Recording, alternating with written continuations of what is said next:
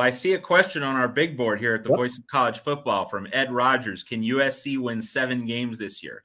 Now, I'm very tempted to call Ed a troll, but I want to value our listeners here on the Voice of College Football and say that, in all fairness, that there is a lot of skepticism about USC. Like we wrote a story at Trojans Wire, picking up a note from USA Today did some preseason rankings, and UCLA is ranked ahead of USC. So like that's not some message board denizen. That's USA Today analysis, thinking that because UCLA has a much better, or at least deeper, offensive line than the Trojans do, and UCLA's offensive line, like that's one of the Bruins' stronger units on their roster. Because of that, and also because you have Dorian Thompson-Robinson coming back for one more year at quarterback, that offense is going to be good. And well, yeah, that offense probably will be good. But, UCLA has had a Swiss cheese defense,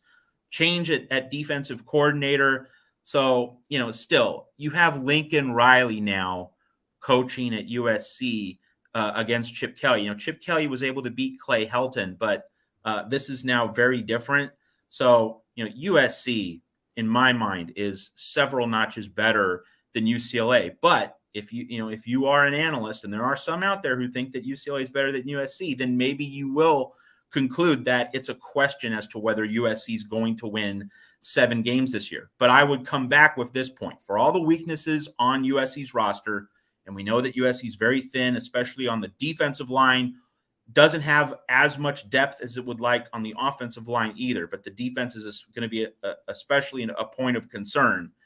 For all those weaknesses, you have Lincoln Riley coaching and calling offensive plays. You have Caleb Williams at quarterback, an elite Cadillac quarterback, just a top-tier athlete, also a great leader in the locker room, and you have a down Pac-12, and you have a schedule that lines up really well for USC.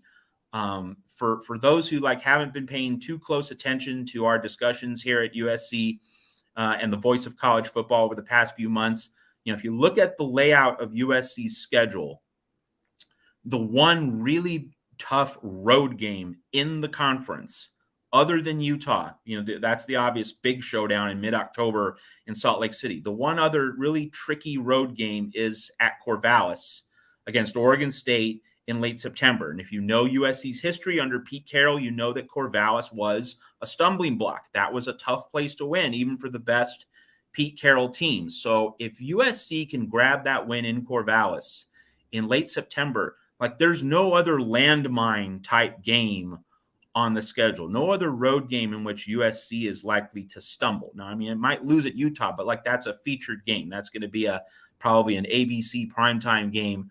But if USC gets past the OSU game, it's going to be hard for this team to not go 8-1. If USC wins that OSU game, where are the other losses coming from in the Pac-12? USC doesn't play Oregon, doesn't play Washington on the schedule rotation this year. And, Arizona State has cratered in terms of recruiting, in terms of transfer portal exits. So that's no longer a tough game. Washington State might be moderately difficult. The Cougars did have a good finish to their season last year, but that game's at home. So, if that was in Pullman, that would have been a little bit thorny. But, just show me where the other losses are. They're not going to lose to Arizona. They're not going to lose to UCLA. They're not going to lose to Colorado. Just where Stanford – that in week 2, maybe that becomes a little bit problematic only because of the rust that USC has and the uncertainty of getting used to Lincoln Riley's system. But did you see Stanford last year? Did you see Stanford play last year? That team hit rock bottom under David Shaw. And of course, he got a good recruiting class in, but you have a lot of young pups then that Shaw has to bring along. So playing USC in week 2, that's not good for Stanford. It does not line up well for the Cardinal precisely because of how green they are throughout their roster. They have so many uncertainties, so many unproven players. They would love to have played USC in November this year, but they get them in week 2. So I don't see that Stanford game as being particularly threatening for USC. So, Ed, maybe you were being sincere. Will USC win 7 games? Maybe you were being a troll.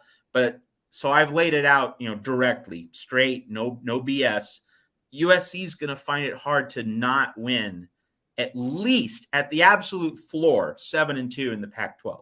How is USC going to lose at least 3 conference games against that schedule? I mean, it's just not going to happen. Well, as Cheryl indicated in the chat, Ed is one of our loyal viewers here at the Voice of College Football. So not necessarily a troll. I think he likes to poke a little bit, though. Definitely a poke and a prod, yes. And that's okay. It's the off season, and of course, this stuff is supposed to be fun. So, Ed, again, like I took your question seriously. I mentioned the possibility that you were just trying to have mischief, but I did take your question seriously, and I just explained why 7 wins is not the floor. It's more like 9. 9 wins is the floor for this team in 2022.